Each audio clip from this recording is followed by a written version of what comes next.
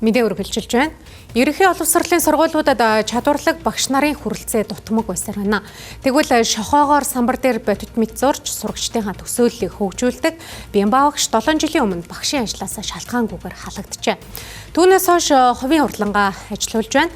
Тэрээр Монголын багш нарын олимпиадад 4 жил дараалан төрүүлээ зогсоогүй олон улсын тэмцээнд байр эзэлж байсан байна. Хүүхэд багчуудад уран зургийн хичээлийг зааж сургах хүсэлтэй байдаг ч түүнд багшлах эрхийг нь шалхаангүйгээр огт олгодоггүй байна. За тэгэхээр үзэгчдээ та бүхэн самбар дээр маш уран зураг маш гоёор зурж одоо хүүхдүүдтэй хичээл заадаг байсан Бямба багшийн бичлэгийг одоо захимын хаа нэгээс үзсэн байж магадгүй. За тухайн багш маань бол за 5 6 7 жилийн өмнө бол одоо ажилласаа шалтгаангаар халагдсан байдаг. За ажилласаа халагдсанаас хойш бол Бямба багш урлан байгуулад хүүхдүүдэд хуваараа ийм хичээл заадаг. Хажуугаар нь чөлөө туран бүтээлч ингээ хийгээ явж байна. За энэ үйл ерөнхийдөө бол ингээд гараад ирлээ тий. За базар дээр саны гэрэл.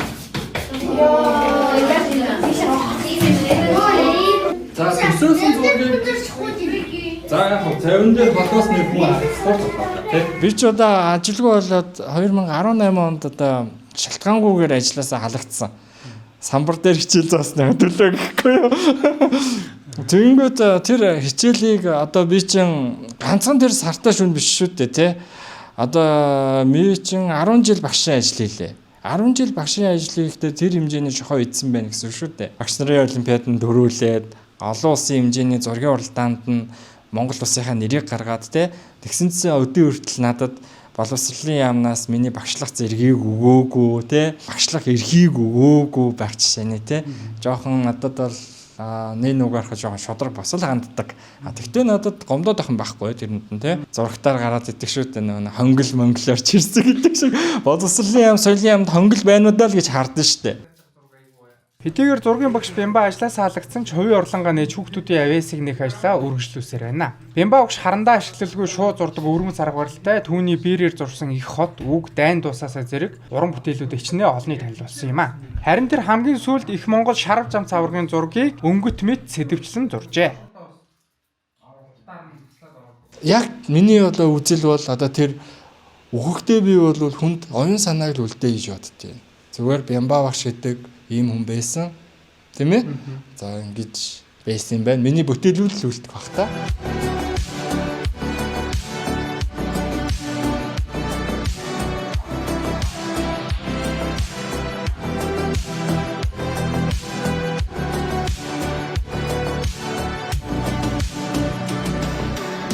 Тэрээр хичээлээ заахтаа мэрэгжлийн тусгай хэрэгсэл бус энгийн багш нарын хэрэгэлдэг шохоог ашигладаг. Хичээлийн эхэнд сурагчдаар юу зурхаа төсөөлүүлж дараа нь тэдний санааг самбар дээр шууд зурж амьлуулдаг байна. Ингэснээр сурагчдын оролцоо нэмэгдэж хичээлийг илүү сонирхолтой, ойлгомжтой болгодог. Энэ аргаач одоо хуваараа суралцах хүсэлтэй хүүхдүүдэд ашигласаар байгаа юм. Мөн уран бүтээлээсээ олсон орлогынхоо тодорхой хувийг хүүхдүүдэд болон сайн улсын аянд танилцуулдаг байна. Цаашид бие даасан үзэсгэлэн гаргах төлөвлөгөөтэй өгөөд олон улсын түвшинд уран бүтээлийг хүргэх зорилготой ажиллаж байна. Мөн хүүхдүүдийг урлагаар дамжуулан хөгжүүлэх нийгэмд эерэг өөрчлөлт бий болгохыг зорж байгаагаа илэрхийллээ.